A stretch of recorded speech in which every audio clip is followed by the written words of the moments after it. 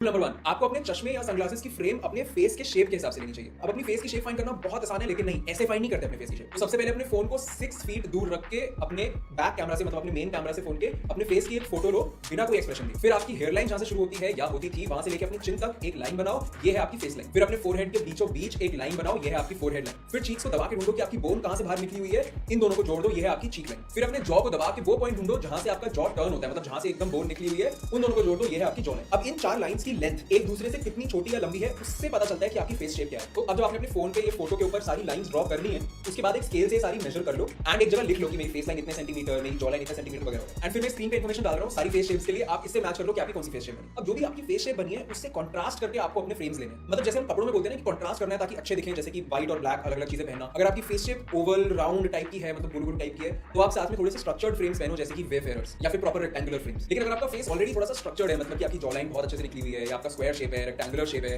तो फिर आप कोई भी गोल टाइप के फ्रेम्स या थोड़े से कर्व्स वाले फ्रेम्स पहनो तो बेटर लगे, जैसे कि एविएटर्स या फिर क्लब मास्टर्स। मतलब देख रहे हो फेस शेप से कितना कुछ पता चलता है आपके स्टाइल के बारे में।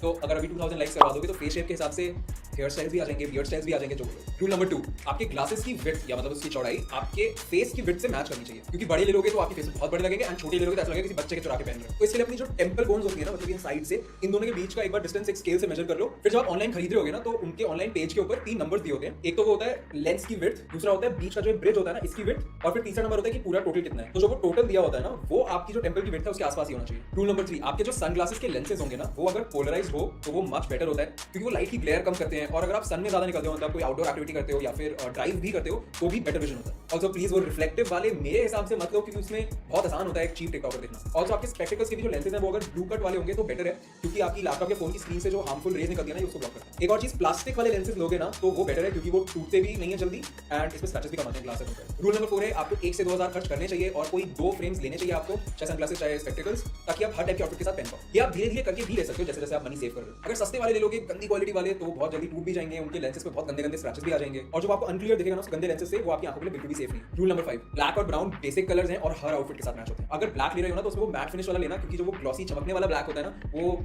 चीप टिकटॉकर दिख सकता है एकदम लोगो जैसा। कोई और कलर ले रहे हो जैसे ब्राउन या ग्रे, तो उसमें डार्क वाली शेड लो अगर आपका फेस की स्किन थोड़ी लाइट है, एंड अगर थोड़ी डार्क स्किन है तो आप थोड़ी सी लाइट वाली शेड। ब्राउन की जगह टॉर्टोइज वाली भी ले सकते हो, मतलब वो जो थोड़े लेपर्ड प्रिंट जैसे दिखते हैं ना। अगर आप वो ट्रांसपेरेंट वाले, मतलब क्लियर वाले फ्रेम्स लेना चाहते हो, जैसे मेरे वाले हैं, तो आप ले सकते हो, लेकिन ये जानो कि वो थोड़ी डार्क स्किन पे बेटर लगते हैं, थोड़े से स्ट्रक्चर फेसेस पे बेटर लगते हैं, एंड इसीलिए शायद ये इंडियन से बेटर लगते हैं और अंग्रेजों पे नहीं। I love my India।